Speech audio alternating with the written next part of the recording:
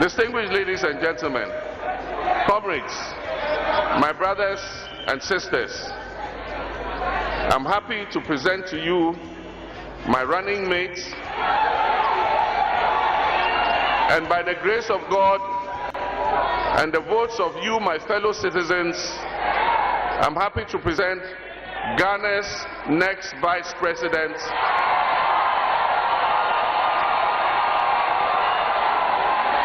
Professor Jane Naana Opoku-Agyemang.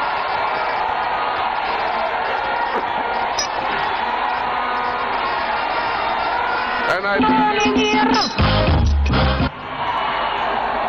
I leave you with this quotation from the Bible, and it's Romans 8 verse 31, and it says, if God be for us, who can be against us? Amen, and I thank you for your kind attention.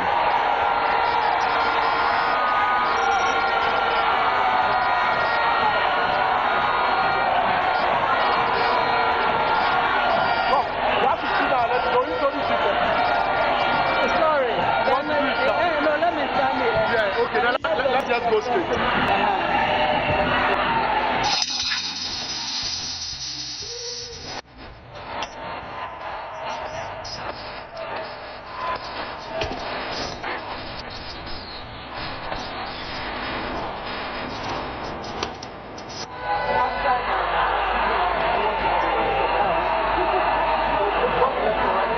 So who are coming to introduce you? Shamira. She can do that. I'll wait.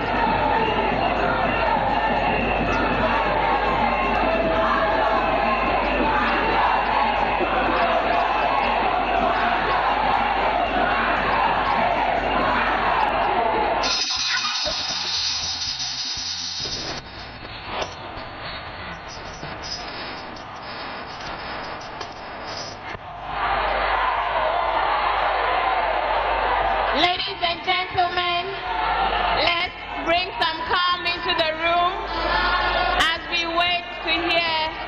Thank you for the love. Thank you, thank you, thank you. Please, let's settle down. Let's settle down.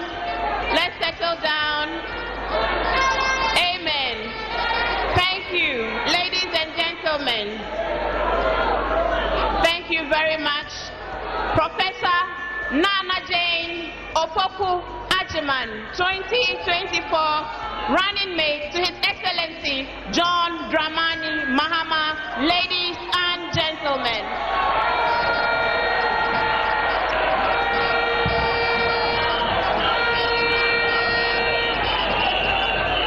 Thank you all so very, very much. Thank you so much. All those singing Mami Odinde. My response is two.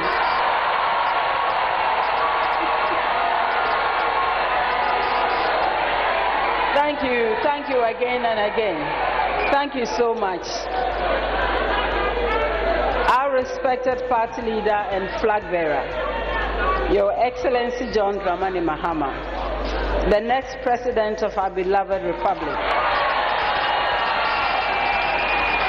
Your Excellency Lordina Mahama, members of the diplomatic corps,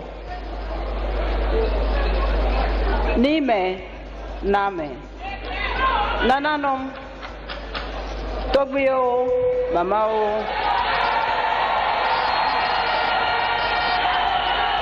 our national chairman, the general secretary, the entire leadership,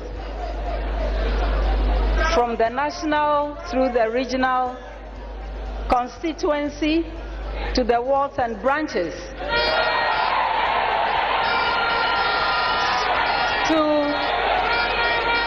to our devoted, hard-working and teaming supporters and sympathizers, many who have traveled from across the country. To you all, I extend my deep appreciation for endorsing my nomination and for accepting me again.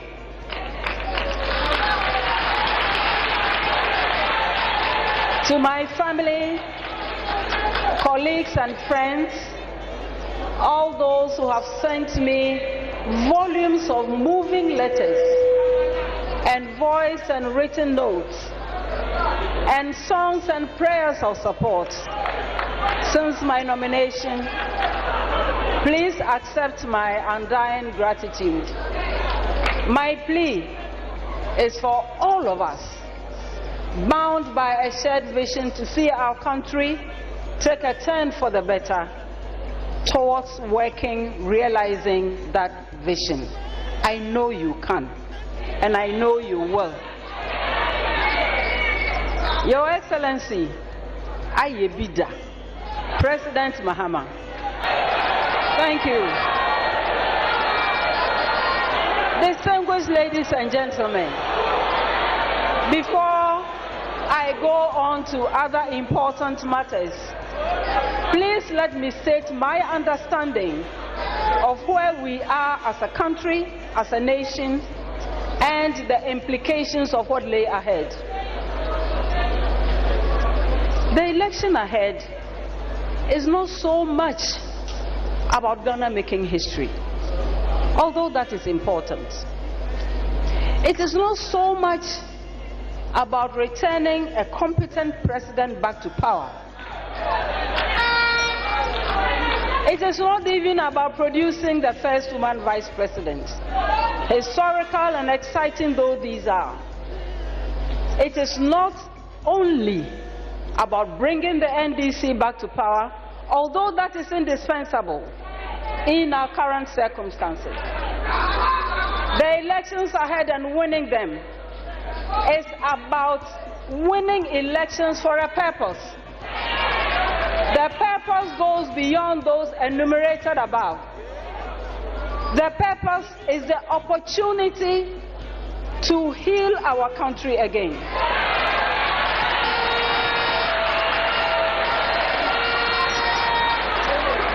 It is about the opportunity to pull Ghana back from the precipice of destruction, of normalizing corruption, of incomprehensive greed, from deep despair. The election ahead and winning it for our party is about hard work and abiding sacrifice. It is to embrace everyone in building a Ghana that functions again. It is to work towards a Ghana where citizens have confidence and hope and are determined to regain their independence of thought and of agenda. We must work towards a Ghana that at the very least can feed itself. We know we can.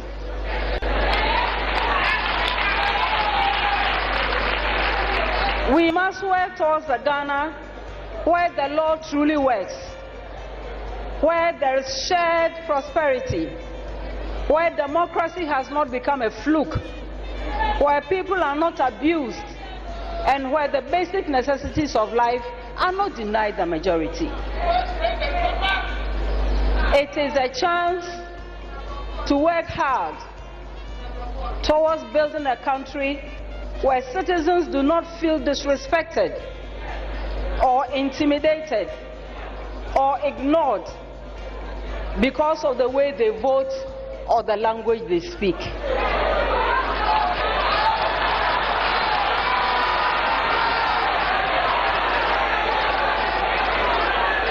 The victory we seek as a party is to invite everyone to the onerous task of rebuilding a broken Ghana, of restoring hope in a manner that the is capable of,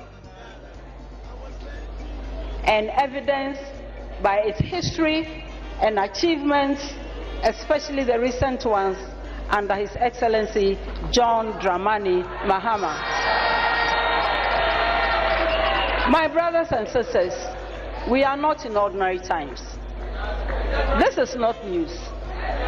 Some of us have been around for a while and have experienced the to and fro of politics in Ghana, but never have we experienced the levels of greed, unbridled arrogance, unrestrained impunity, sheer dishonesty, barefaced hypocrisy, incompassion, as displayed by this incumbent government over the past 6 years and more.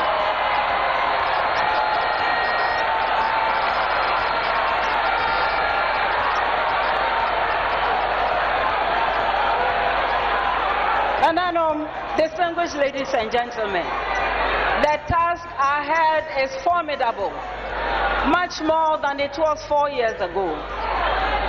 When people ask me, why are you doing this?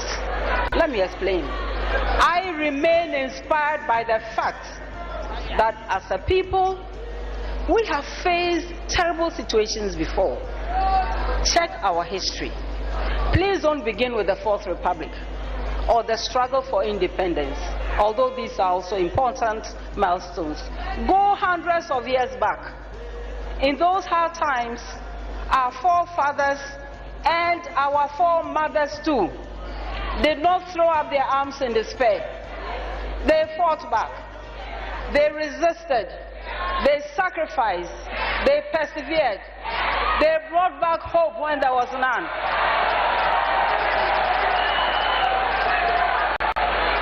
They picked up the pieces of a broken people and carefully and strategically sewed them back. And they left for us a legacy of selflessness, of true patriotism and pride. It is our responsibility today to leave something better for the next generations. Giving up is not an option. We must all soldier on.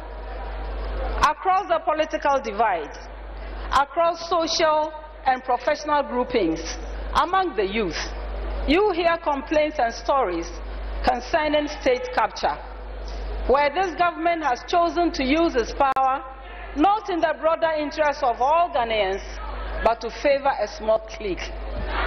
What is that?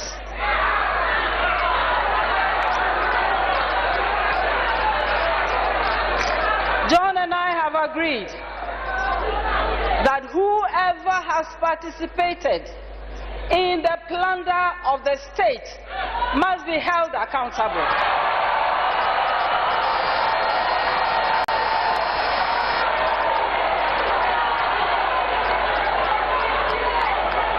And my friends, this is not a threat, it is a promise. It is a promise which is premised on the wishes of our citizens across the political divide, and it is hinged on the principle of accountability. Let us face the facts. Today, what do we hear? Is the promotion of ethnocentric elitism, which is masquerading as intellectualism.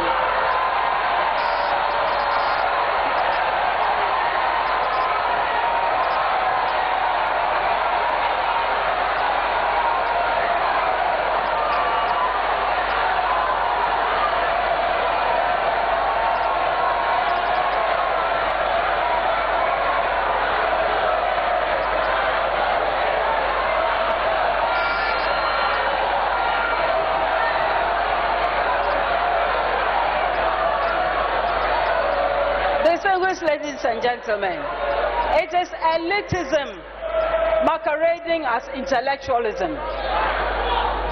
It is weakness strutting as courage, and crony capitalism masked as development in freedom. It is shameless hypocrisy pretending to be objective. This will never move our country forward. Rather, the most significant achievement of all these has been a country in near insolvency. Its natural resources such as water, land, and even the environment in rebellion, a people harassed and intimidated into numbness, and as some will say cynically, some of us also bribed into silence. I envisage a report on the administration of His Excellency John Dramani Mahama on the ticket of the NDC in his reign 2013 to early 2017. And I bet that the report will have no reference to the following: a multi-million dugout. I don't know about you, but the image I get looking at that hole is a trench in utter shock that anyone could believe it was intended as a Thanksgiving gift to the Almighty, invisible, God only wise. You will not find in his record a free SHS at war. The battle fought on the grounds of food, shelter, space, even calendar, teaching and learning materials, or those who spend a couple of weeks in school and many months at home just idling by. You will not find past questions instead of textbooks and science equipment. You will not find an atmosphere that suppresses learning.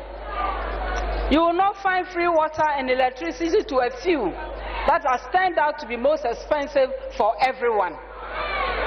Such a report will not find COVID money shared for partisan political campaign purposes. And all of this done when people were dying and they needed just a little bit of help. You will not find in a stem an Ejapa-like manifesto.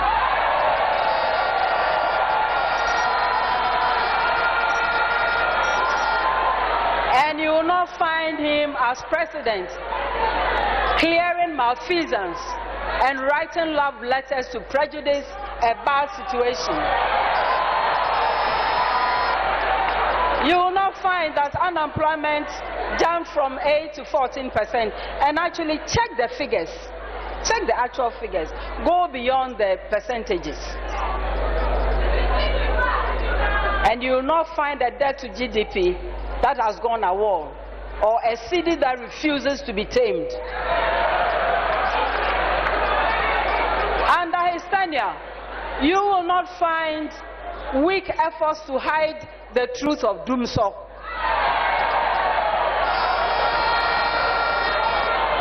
The reports will not include scandals surrounding the PDS, Australian visa, Keldon JVG, most contaminated fuel, excavations, and Aboboya tricycles that can fly faster than unconfirmed.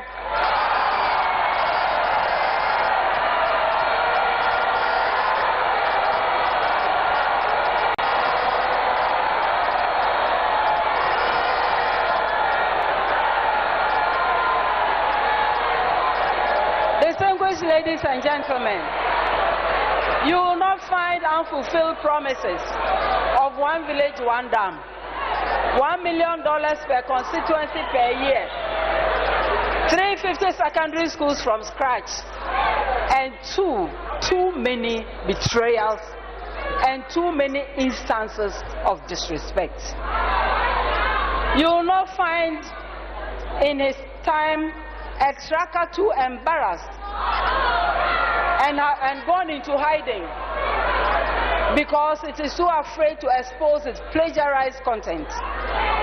In truth, such an investigation of his term would not reveal over 100 scandals and still counting. What will the report say about the NDC under John Dramani Mahama? After exhausting the list of clinics, hospitals, medical centers, expansion of existing universities, polytechnics, 10 technical universities, brand new universities, focus on current and projected national needs, you will find the Mahama schools, popularly called E-blocks, and you will find these constructed from scratch. you'll find that there was a debilitating shift system.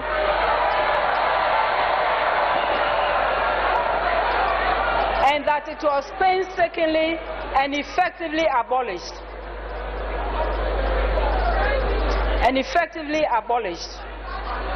You'll find that the ratio of textbooks at the primary level moved from 1 book to 3 children to 4 books per child. This is a leader you can trust. This is a leader who has the love of the country at heart. The reports will highlight new roads, harbors, railway lines, not what we've seen of late, Ayalolo buses. You will find the lack of intimidation of opposing voices. You will find serious investment and practice to enable a digitized economy and society. The reports will go on to point at housing projects, including the famous Saglemi housing complex, and even those that somebody has happily raised to make room for a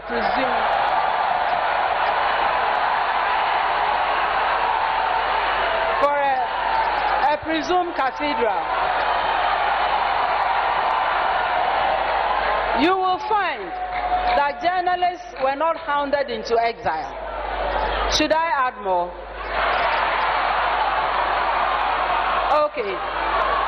The reports will find that once upon some years ago, the blame for power outages was placed at the doorstep of the President and the Minister for Energy. The report will find a President who solved the energy crisis that he inherited, and a minister who did resign on principle. The report will tell of a timetable for load shedding, provided to respect the dignity of citizens and acknowledge their right to plan, and also to learn the truth about our situation with energy.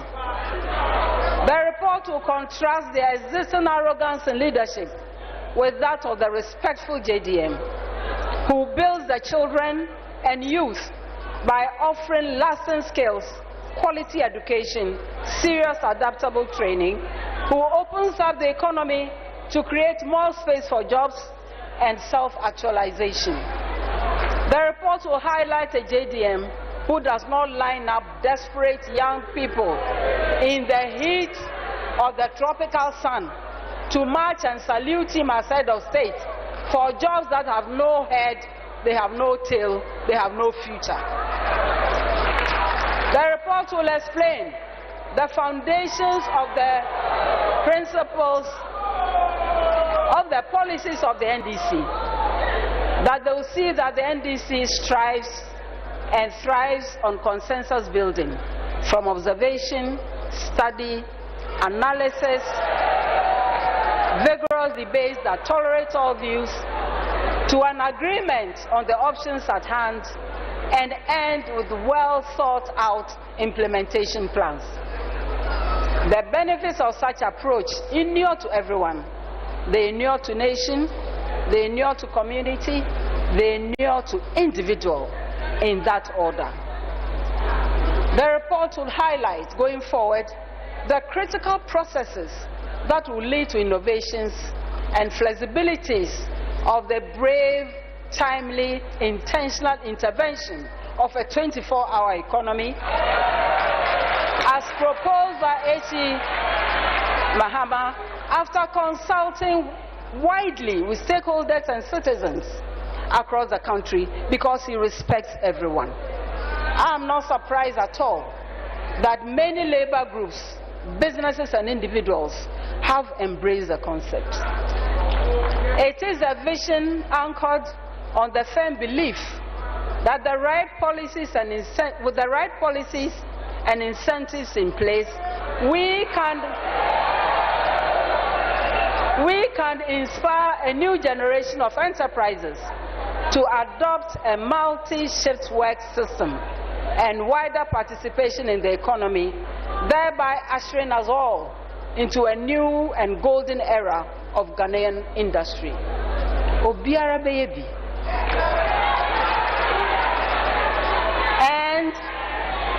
the time the policy is in full flight, a couple of years down the road, we should not be surprised to see how, from the vegetable seller to the miner, from the smallest hamlet to the crowded cities, from the farmer to the fisherfolk, from the young couple to the single parent, everyone will come and see and apply the benefits of the 24-hour economy for national, group and individual advancement. Please come join us in our hall meetings, in our town hall meetings, and other programs to learn more about this incredibly effective strategy. Do not fall victim to those who have realized that having failed in sloganeering and packaging, that they have exhausted all their strategies and therefore resort to deception and destruction. We are particularly pleased to see, as evidence in credible polls, that this visionary policy has caught on and resonated with the public, especially with our young people. Where are the youth? Are they here?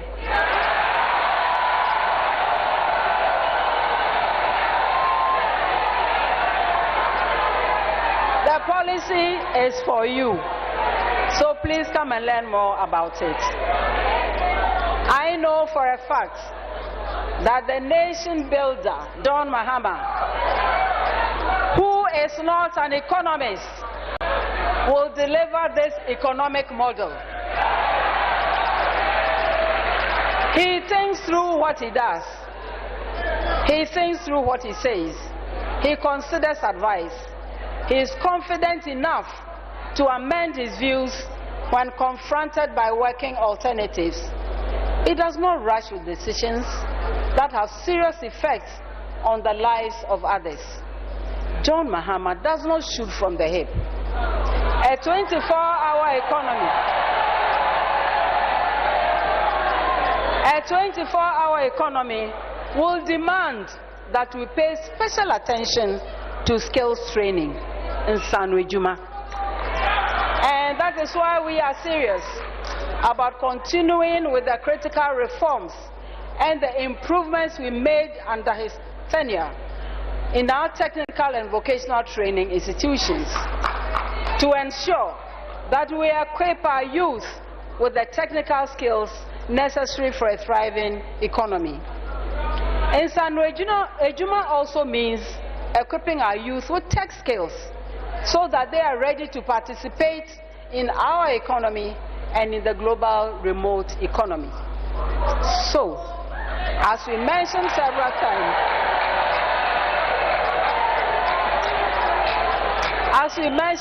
times, during the 2020 campaign, we intend to implement the 1 million coders program, which sets an ambitious but attainable goal to train over 1 million of our youth in coding, data science, and other tech fields.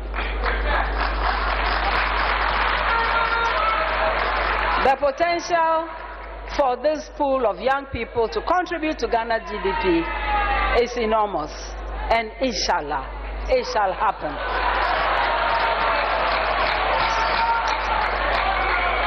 Definitely, another important area, and why this position is important, and why the NDC has prioritized it. We will pay special attention to issues and challenges faced by women in all walks of life. Oh, the women are not happy.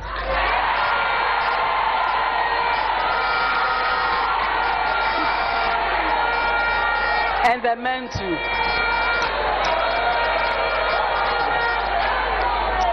This is part of the reason we propose extended maternity leave, in line with one of His Excellency President Mahama's 2020 election promises. And in the 2024 manifesto, the flexibility of offered within the context of a 24-hour economy must hold special attention for women, for obvious reasons.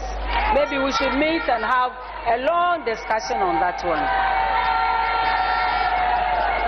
Women entrepreneurs must have access to capital for the entire sector to boost their businesses. And that is why we will actively pursue the establishment of a Women's Development Bank.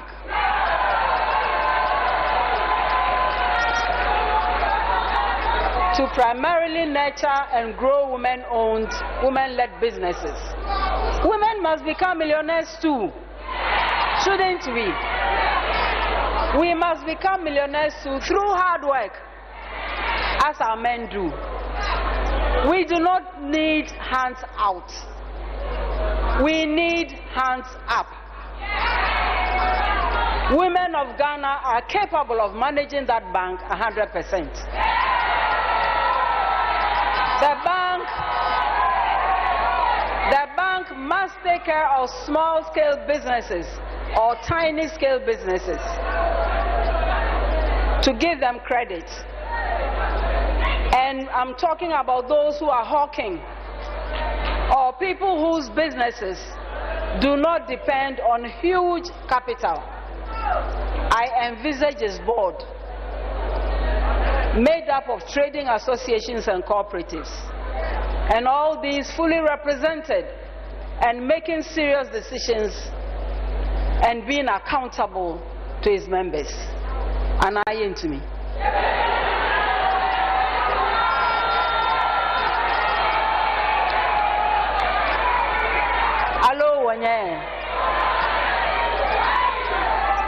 And the world knows what we do with our resources when women prosper.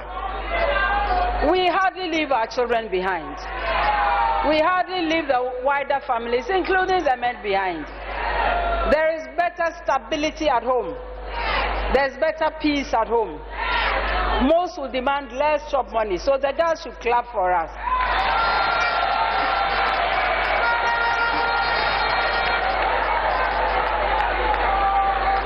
And you know that all these add up to make a nation at peace with itself. Surely this is what Kwejiru Aggrey must have observed when he made his famous statement about the far-reaching effects of the education of women.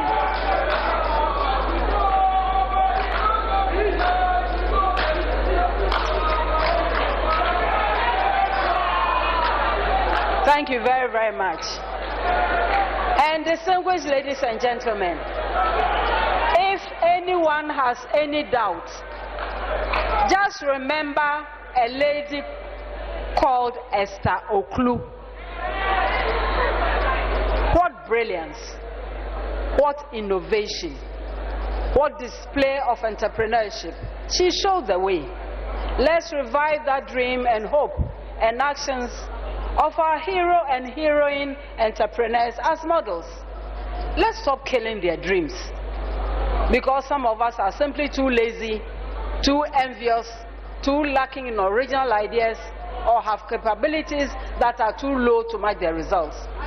How do we preach entrepreneurship, encourage a study, and propose this practice, and then turn around to make waste of the efforts of successful entrepreneurs? If you decide you don't like the owner, think of the worker who may be a member of your community, your political party, or even your church member. How about him? We must move to the level of encouragement, appreciation, and support of those who participate in the private sector, no matter what. Their efforts at nation building trickle down to all groups. We will also undertake the modernization of our markets, which remain special and dominant places for women in the economy. Market women deserve the benefits of a clean, modernized marketplace. Our efforts so far bear witness. All I plead is that our efforts must not end with beautiful Kejetia or attractive Kotokraba and allied markets.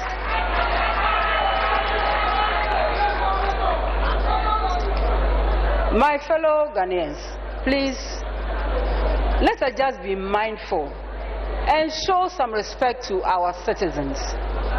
So the lives are not stable. And because somebody has not told us that it is doomsday, it means there is no doomsday.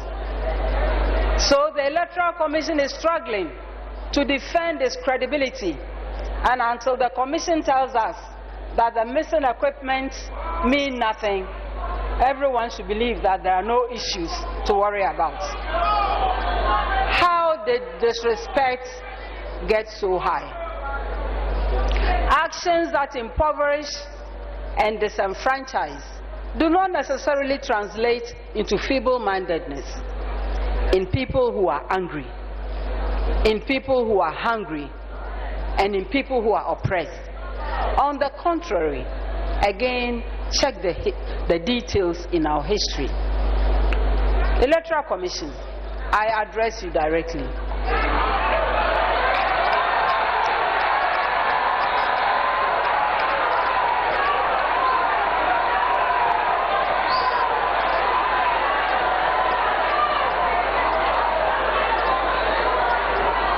It is in the national interest and in your own interest to make transparent what has been and is going on in your establishment. The truth will not be suppressed. You cannot be so independent as to disregard the people who validate your existence. It does not happen anywhere. Easy. A word to the wise is in Asen North.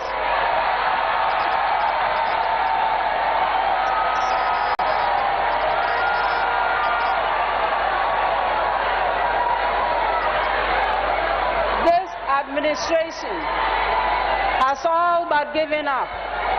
Whereas they will not consult, they will not engage, they will not review. Woman Ethiopia, woman be konusa, a man for Sony on be pim susa. Distinguished ladies and gentlemen, my brothers and sisters, fellow Ghanaians, Ghana requires a different environment, and urgently so. The Ghanaian voter is presented again with the experienced, humble, focused, and truthful John Mahama, who has always consulted out of respect and out of the conviction that knowledge does not reside in the head of any one person. The condescending see this, unfortunately, as a sign of not having original ideas. The unpretentious see it as a sign of understanding the foundations of democracy, which is consensus building. I see it as a sign of strength, and I feel privileged to work so closely with JGM. Consensus building should be the fulcrum of any progressive, positive project. It has already been demonstrated to us how without such a foundation, the Ghana without aid has turned out to be the Ghana without compass. We have a choice now, come December 7th, and let us make the right choice. Corruption is too rampant in many government and non-government institutions. Sadly, those institutions meant to check on corruption have been significantly weakened. We must strengthen the institutions, and we will do just that when the NDC comes to power from January 2025, God willing. It is our duty to ensure that our sources of wealth are not given away to obscure entities or shrouded in opaque deals. We must not arrive at a destination where our national assets and natural resources are treated by some as if they were assets of their own creation, to be willed forever to friends and family. We must be passionate about justice, about the protection of our environment, about protecting our differently able citizens. We must be passionate about institutions that are responsive or are supposed to be responsive to our collective needs. We must be passionate about stamping out corruption. Let no one tell us otherwise. Not even those who have so alienated themselves from reality as to be impervious to the truth of women delivering on the floor, of children waiting for a benevolent person to advance much needed vaccines, of children learning in dangerous circumstances, of teachers threatened and parents intimidated from their core functions of caring for their own children, of those who can no longer afford healthy and once affordable meals, euphemistically called Face the Wall or Kofi Brookman.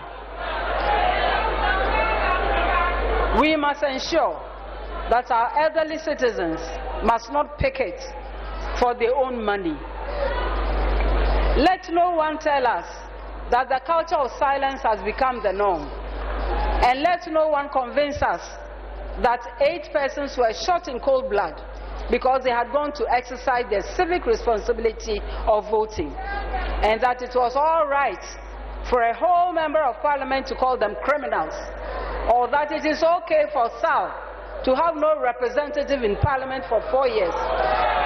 And all of this are happening under democracy because somebody whimsically decided hours to elections that they could not vote for a parliamentary candidate. And please don't tell us that the Bank of Ghana, rather than defending itself from accusations of breach of procedure, can choose to label those who raise the matter publicly as hooligans, and that they should have followed procedure.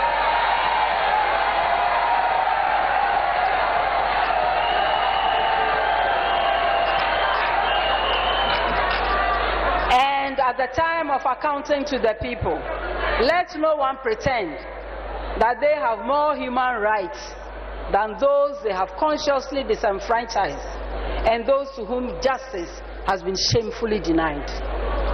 When those otherwise loud voices we assumed spoke for the voiceless have gone into self-imposed silence and even deafness and blindness, with all apologies to our friends, but this is self-imposed, not natural.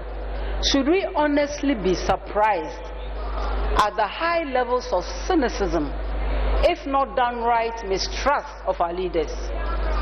Are we surprised that we have our youth in despair? Distinguished ladies and gentlemen, our country is not sitting pretty. Things have gravely deteriorated. We agree to that. It is high time we came together to do the hard work, to build again, regardless how daunting. All is not lost. Our beloved country can rise again.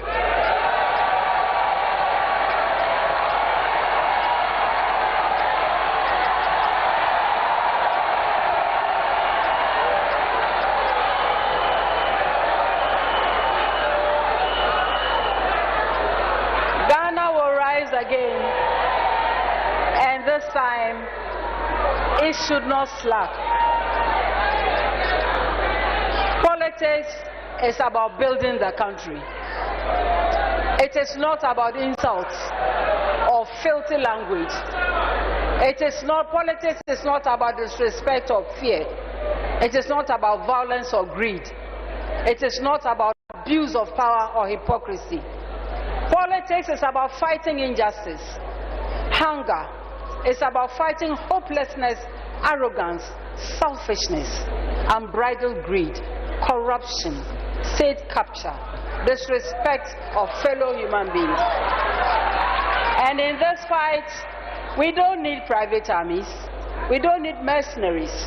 We don't need destructive ammunition, or in Ghanaian parlance, by heart talk, or wanton ruining of other people's hard-earned reputations. That is not politics. What I've enumerated is jealousy hoisted on cowardice. We need the armor of principles, selflessness, sacrifice, and all these rooted firmly in the service of those who give us the power. Politics is to imagine a better community, a better constituency, a better region, a better country. All of us building the Ghana we want together. The time for us to rise as a nation is now.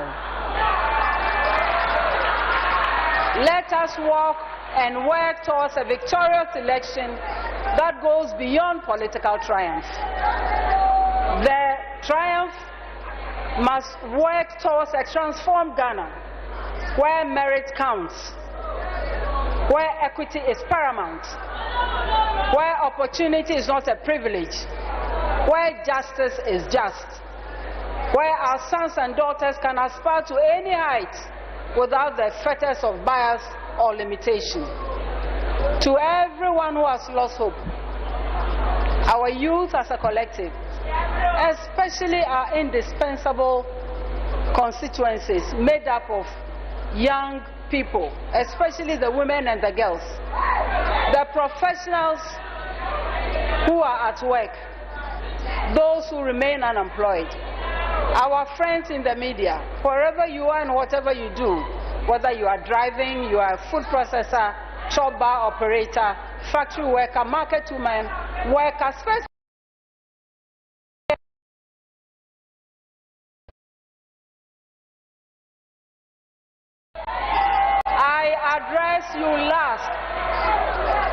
I address you last because you are very, very special to me. And I open my arms to welcome each one of you. Come partner with the NDC. Come let us think together. Come let us work together. Come let us craft and roll out a future of limitless prospects. A future where your dreams and those of your children are attainable. Where your voices are constructive. Where your lives matter. This moment is for you. No shaking. I thank you for your kind attention. May God bless you. May God bless our homeland, Ghana.